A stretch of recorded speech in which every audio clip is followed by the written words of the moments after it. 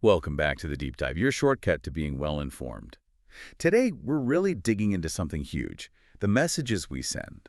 As parents, teachers, coaches, how every little thing we say or do can nudge someone towards a fixed mindset or, hopefully, help them build a growth mindset. We've got some great source material here, and we're going to unpack how these messages play out and how we can maybe do better. Absolutely.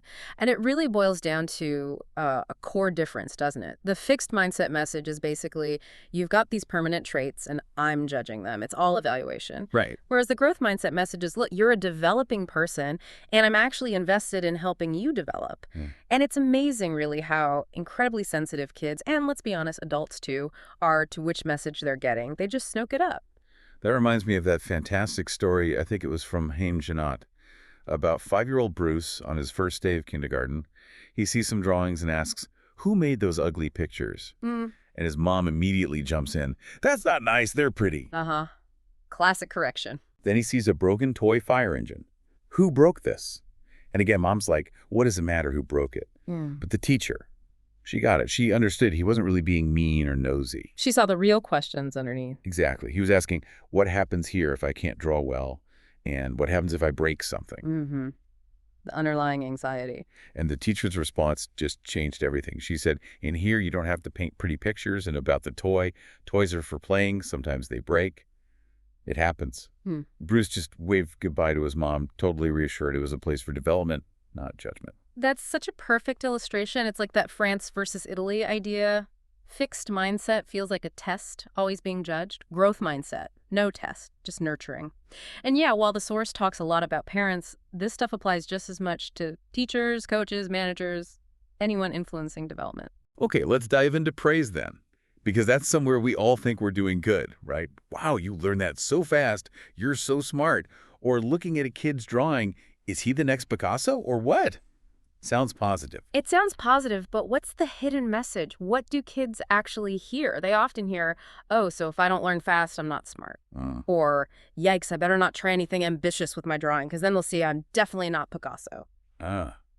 We did, I think it was 7 experiments, hundreds of kids. And the findings were honestly pretty counterintuitive. Praising intelligence, it actually hurts motivation. It hurts performance. Really? How does that work? Well, you get this little temporary buzz from being called smart. But the minute things get tough, it vanishes. Because the equation becomes success, smart. So failure, dumb, it traps them. Fixed mindset. Wow. Yeah, you see that play out, like that 5th grader, super bright, top percentile, but suddenly scared to tackle hard stuff because if it wasn't easy, maybe he wasn't really smart after all. Exactly. Or the Columbia student example, praised only for being smart, not for effort. He ended up avoiding challenges altogether. Academics, sports, relationships. If it wasn't immediate success, he just backed away. Performance became his whole identity. It's a trap we can all fall into. Oh, definitely. Even the author admits blurting out, "You're brilliant," to her husband. And he, being growth-minded, sort of gently reframed it like, "I know you mean I tried a bunch of strategies, stuck with it, and finally figured it out." Huh. Okay, so that's the key. That's the hint, yeah. So the big takeaway here, it isn't about giving kids this fragile confidence by telling them they're geniuses. It's about teaching them to, what? Love the struggle. Pretty much. Love challenges, be curious about mistakes, actually enjoy effort, look for new ways when they're stuck, and just keep learning. That's what frees them. They're not slaves of praise anymore. They build their own sturdy confidence. So that naturally shifts us to the alternative, right? Praising the process, praising the growth. Like that student whose sister got a 102 on a test. Yeah. Instead of just, wow, smarty pants, she asked about how hard she studied, how she improved since last time.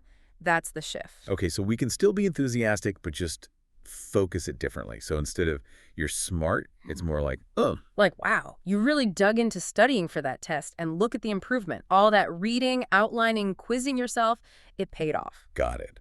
Or, I really liked how you kept trying different ways to solve that math problem until you got it. Exactly. Focus on the actions, the strategies, the persistence. Taking on that challenging science project, that's awesome. It's going to be tough, but think of all the cool stuff you'll learn. Yeah, and can praise concentration or the colors they used or how thoughtful their essay was, the passion in their music. Right, it's all about the doing. Okay, but what if they work really, really hard and still don't do well. That's tough. It is tough. And you need compassion, but still keep it growth-oriented. Maybe something like, hey, I really appreciate the effort you put in. Let's sit down together and figure out what's still confusing. Mm. Less judgment, more problem solving. Or acknowledging, you know, everyone learns at a different pace. It might take more time, but if you keep working like this, you'll get there. That's good. Especially important for kids with learning differences, right? You might say, everyone learns differently. Let's keep experimenting to find the strategy that clicks for you. Focus on strategy, not just banging your head against the wall with effort. It comes back to Hamjanoth's point. Praise the efforts and achievements, not the personality. Okay, here's something tricky, though. What if you're really careful with your kid, using all this process praise, but then you turn around and make fixed comments about other people, like, oh, he's just naturally gifted, or, well, she's just not cut out for math? Oh, that's a huge one. Kids hear that. They absolutely absorb it. If they hear you making these fixed judgments about others, born loser, natural genius, whatever, They start thinking, am I next? When am I going to be judged like that? It totally undermines the growth message you're trying to send them. like that math history study you mentioned. Calling mathematicians geniuses made kids feel fixed. Yep. But focusing on their passion and discovery fostered a growth mindset. It's subtle but powerful. And what about praising speed? Or perfection? Wow, that was quick. Look, no mistakes. Yeah, that sends the message that those are the goals, speed and perfection. So what happens? Kids shy away from challenges where they know they'll be slow, where they Yeah. know they'll make mistakes. Right, so what's the alternative if they finish something easily? Maybe something playful but clear, like, whoops, okay, my bad. That was obviously too easy. Sorry for wasting your time. Let's find something you can actually learn from. Okay, that shifts the focus back to learning. So reassurance before a test, like Christina, the student with test anxiety, telling her, you're smart, you'll nail it, just made it worse. It totally backfired, raised the stakes, made her more anxious. So the growth-minded way is, Acknowledge the feeling first. Yeah, it must feel tough knowing you're being evaluated. Maybe you can't show everything you know. But we aren't evaluating you like that. We care about your learning. We see how much you've learned and how hard you've worked, and we're proud of your persistence. so you shift focus from the outcome to their effort and learning process. Exactly. Takes the pressure off the performance itself. Okay, let's tackle failure. It's something, society tells us to shield kids from, protect them, but is that helpful? Probably not in the long run. Think about Elizabeth, the 9-year-old gymnast. Devastated after her first meet, no ribbons. What do parents usually do? Insincere praise, you were great.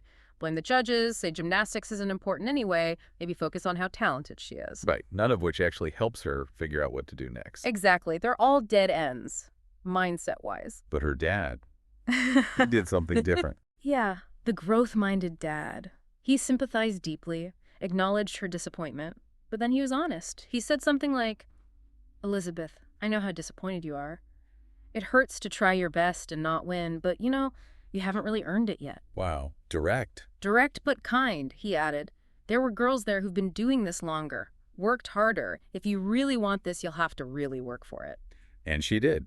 She worked harder and won the next meet. That honesty paired with support. It gave her a path forward. It focused on effort and earning it. This makes me think about coaches complaining about uncoachable athletes. Oh, yeah. Athletes who crumble or get defensive when they get feedback, often it's because they've been perhaps overprotected by parents who step in and blame the coach or the ref.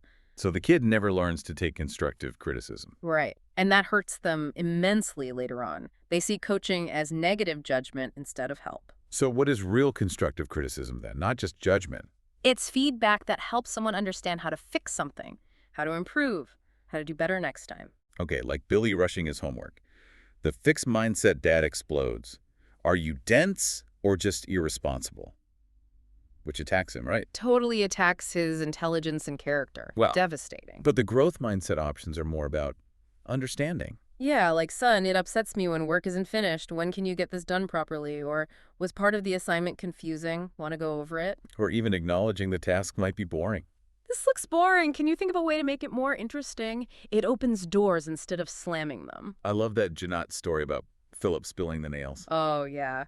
He says, I'm so clumsy. And his dad just says, that's not what we say. We say, the nails spilled, I'll pick them up. Boom. Shifts from a fixed trait, clumsy to an action, a solution. So simple, so powerful. And kids really internalize these messages differently depending on their mindset, don't they? Absolutely. Research shows fixed mindset kids see parents helping with homework or being happy about grades or even discussing poor performance. They see it as a... Judgment. They're checking how smart I am. Always being evaluated. But growth mindset kids see the exact same things. As help. They're encouraging me to learn, to study better, to figure out how to improve. Even with misbehavior. Same pattern. Fixed mindset kids feel judged as a person. Am I bad? Growth mindset kids feel like they're being taught better ways to handle things. And this starts really young. Oh, incredibly early. Toddlers even. Like that kindergarten boy acting out his parents reacting to a math mistake. Mom was growth-oriented, dad was judgmental. And he leaned towards... The judgmental one, sadly, it really sticks. So the lesson for us is just crystal clear. Don't judge, teach. It's all a learning process. And it doesn't stop there, does it? Kids don't just receive these messages, they start sending them too. That's right. They pass it on, like those second graders asked for advice for a struggling classmate. The growth mindset kid gave actual strategies. Detailed strategies. Do you quit easily? Think longer? Read the problem again? Ask the teacher? A whole toolkit. And the fixed mindset kid. I'm sorry, no help. No recipe for getting better. Wow. And that study on abused children? Heartbreaking, but telling. Judged for crying, they later reacted with anger, even aggression towards peers in distress. Whereas the non-abused kids showed sympathy. It shows how deeply these learned responses about judgment versus support get wired in. So, discipline. It's not just about punishment. It shouldn't be. Is the message, I will judge and punish you, or is it, I'm going to help you think this through and learn? Like Alyssa, the 16-year-old wanting to host a cocktail party. Yeah, instead of just shutting it down angrily, her parents had a real discussion. Maybe the answer was still no, but the process was about learning and communication, not just judgment. And sometimes these mindsets have incredibly high stakes. Life and death, almost. Tragically, yes. Like Sandy, pushed towards Harvard purely for the label by fixed mindset parents. Not for love of learning. No, so when she didn't get in, she just crumbled. Depression, failing grades mixed with A+S. The weight of that fixed expectation was crushing. And Mark, the math whiz, kept from a specialized school because it might hurt his Harvard chances. His actual interests and talents were sacrificed for the H. The underlying message seems to be, we love you, but only if you meet our fixed expectations. Exactly. Love on our terms. Conditional acceptance based on fulfilling aspirations. We hear that from college students feeling they won't be valued unless they achieve exactly what their parents want. You see it in sports parenting, too. McEnroe's dad, very judgmental, pushing for wins. And McEnroe later saying he never really loved the game itself, just the winning. Contrasted with Tiger Woods' dad. Yeah. Ambitious, yes, but fostering Tiger's love for golf, focusing on growth. That quote is amazing. If Tiger wanted to be a plumber, I wouldn't mind, as long as he was a hell of a plumber. The goal was for him to be a good person. Huge difference. Dorothy DeLay-Gilliard saw this all the time, right? The pressure cooker parents. Constantly. Focus on talent, image, shortcuts. Ignoring the actual process of learning. Like the kid forced to memorize Beethoven way too young, playing like a robot. Or the mom ignoring advice because her son was just talented. Compared to Urilee's mom, just calmly enjoying the lessons. And Yura says, I'm always happy when I play. That says it all. And how does this affect the ideals kids form? Fixed mindset kids saw success as innate genius, something untouchable. It demoralized them. Led to giving up. Yeah. But growth mindset kids had ideals about expanding knowledge, contributing, things they could actively work towards. So fixed mindset parents kind of create this rigid mold. No room for error, no room for being yourself, often leads to rebellion. While growth-minded parents help kids build their own achievable ideals. Giving them space to grow into who they are, and those parents often end up saying, wow, I'm amazed at the incredible person my child became. Okay, let's shift focus slightly to teachers. Everything we've said applies there too, right? Absolutely, every bit. But there's still this persistent idea in some education circles that lowering standards helps self-esteem. Yeah, and it just doesn't work. It produces kids who are poorly educated but feel entitled. Sheila Schwartz's experiences teaching future English teachers. Oh, the ones who couldn't write but were indignant about being corrected. Exactly. Resisting high standards, even reporting her for upholding them. But just raising standards isn't enough either, is it? No, that's just setting kids up to fail if you don't give them the tools. That's a recipe for disaster. So what's the answer? The growth-minded teachers. like Escalante, Marva Collins. Dulco Reinberg, too. These teachers who took kids everyone else had written off and got them to amazing levels, calculus, Shakespeare. What do they have in common? Fundamentally, they believed kids' intelligence and talent could grow, and they were fascinated by the process of learning. Marva Collins in Chicago. Yeah. Taking kids with serious issues. Kids judged and discarded her promise. Goodbye to failure, children. Welcome to success. And the kids got it. It makes your brains bigger. They fill your brain. She just radiated joy in their learning. Rafe Esquith tells his LA second graders he's no smarter, just more experienced, showing them their own growth. And Dorothy DeLay, even with supposedly talented violin students. Her core belief was anything is possible. She saw teaching as watching growth, and she figured out how to make it happen, even for kids others dismissed. She believed talent could be acquired. So it's this combination, really high standards, but also this deep belief and nurturing atmosphere. Exactly. High standards for everyone. Collins had 4-year-olds reading by Christmas, elementary kids discussing Plato, Esquith's students tackling tough books, algebra, but it was an atmosphere of trust, not judgment. And, crucially, they taught how to reach those standards. Yes, it wasn't magic. Collins discussed every line of Macbeth. Esquith planned meticulously. No shortcuts. DeLay broke down complex violin skills into tiny steps, hiding the metronome, explaining the parts of a note. Demystifying talent, making it achievable through process. What about the kids who just seem like they don't care? Ugh. Like Gary, in Marva Collins' class, refused to work. What does she do? She refused to give up on him. I am not going to let you give up on yourself. Persistence, specific strategies like suggesting he call his mom. And he turned around. Became an eager participant. Even connected Macbeth to Socrates. The lesson. Kids check out when they feel judged. They engage when they know school is for their growth. And these teachers, Yeah. they weren't just saints, they loved learning themselves. Totally. Teaching was learning for them about kids, about their subject, about themselves, kept them fresh. Like that professor asked, why aren't schools for teachers learning too? Okay, let's pivot to coaches. Their jobs often literally depend on winning. Right. And that pressure can really bring out fixed mindsets. Often those really complicated figures, charming but ego-driven. You're thinking Bobby Knight. He's kind of the archetype, isn't he? The fixed mindset coach in action. Acknowledging his good qualities, kindness, caring about academics. Absolutely. But the cruelty often stemmed from a fixed mindset about himself. His identity was tied to winning. So a loss wasn't just a loss. It obliterated him, which made him mercilessly judge the players who let him down. The yelling, the infamous incident. The Holy Grail was no mistakes. Which is impossible, leading to chair throwing, choking. Did it work? 3 championships, yes. But at what cost? Player breakdowns, transfers, a poisonous atmosphere. His fixed mindset seemed to be about his coaching genius, needing constant validation, Isaiah Thomas's feelings, wanting to shoot him sometimes, hug him other times, says it all. Such a stark contrast with Coach John Wooden. The growth mindset coach. Yeah. Took a struggling UCLA team and built a dynasty. 10 championships. And his Holy Grail wasn't perfection. No, it was full preparation and full effort. Simple rule. Apply yourself each day to becoming a little better. You will become a lot better. Wow. He didn't demand no mistakes, no losses. He just asked, did I make my best effort? If yes, you may be outscored, but you will never lose. That's powerful. And he was firm about effort. Oh yeah, he'd end practice if they were coasting, but it came from respect for their potential. And that equal treatment idea. Treating everyone the same, not retiring numbers. Embodied the team, and his belief in development was real, promising that player who wouldn't play much behind Bill Walton a pro contract if he worked hard in practice. And the player got it.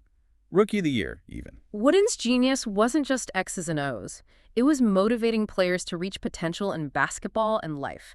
Walton, Abdul-Jabbar.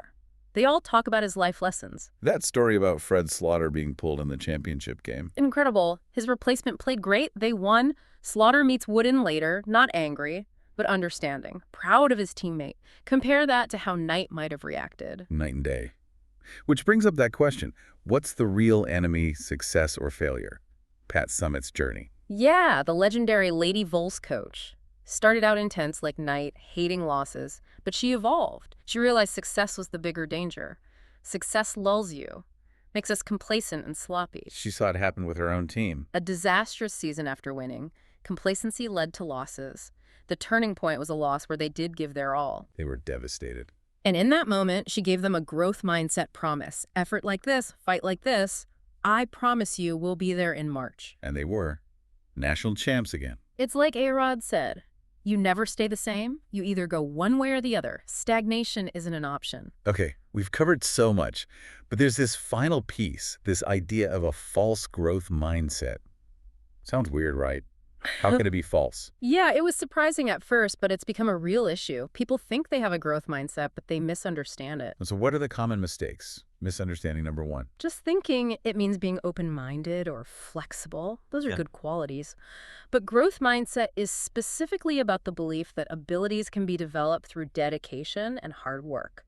It's about growing talent, not just having nice traits. Got it. So it's more specific than just a positive attitude. Much more specific. Misunderstanding number two. Believing it's only about effort. Just praise effort. And it's more than that. Way more. Effort is crucial, yes, but it's also about trying new strategies when effort isn't working, seeking help, getting input. And critically, you can't just praise effort that isn't there, or praise effort as a consolation prize when there's no learning happening. Right, like you tried hard, but they didn't actually learn anything. Exactly. You have to connect the process, the effort, the strategies to the outcomes, to learning, progress, achievement. Otherwise, the praise is empty. It's meant to help kids actually get better. Okay, and the third misunderstanding. Telling kids you can do anything without giving them the tools, the strategies, the support to actually do it. That sounds like setting them up for failure. It is. It's empty reassurance and puts huge pressure on them. And tied to this is when educators, instead of creating supportive environments, just blame kids for having a fixed mindset. Passing the buck. Pretty much. Yeah. Educators have a responsibility to create environments where it's safe to learn, where potential is nurtured, where collaboration happens. You can't just demand kids have a growth mindset in a fixed mindset system. So getting a true growth mindset, it's not like flipping a switch. Definitely not. It's a journey. We're all a mix, right? We have fixed mindset triggers. Situations that make us judgmental instead of developmental. Exactly. The work is figuring out what triggers my fixed mindset. What does that persona look like? How does it feel, act? How does it affect others?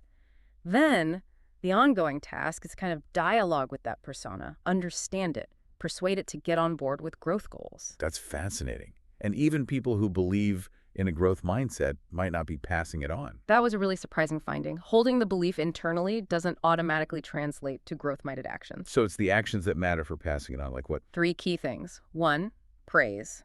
Focusing on the learning process, not just ability. We covered that too. 2, response to mistakes and failures.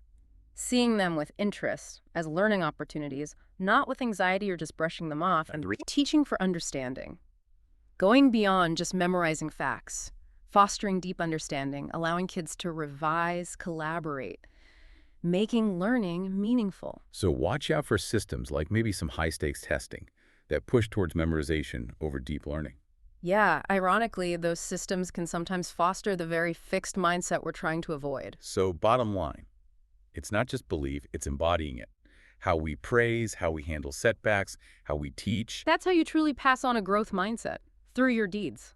Hashtag tag tag outro. Wow.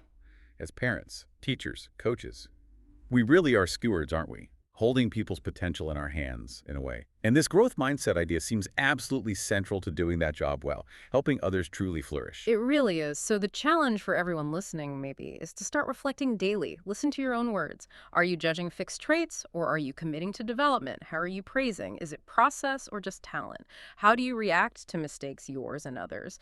Is feedback truly constructive, aimed at fixing, or is it labeling? What goals are you setting? About innate ability or expanding skills? Exactly. If you're a teacher, are you lowering standards or setting them high and providing the means to reach them in a growth framework? If you're a coach, is it all about your record and judging players, or demanding full commitment while giving the respect and coaching needed for their development? It really comes down to continually fostering interest, growth, and learning. In others, and maybe in ourselves too. So the question to leave you with is, what will you do today, even one small thing, to nurture the growth mindset in someone around you? Something to think about as you go about your day.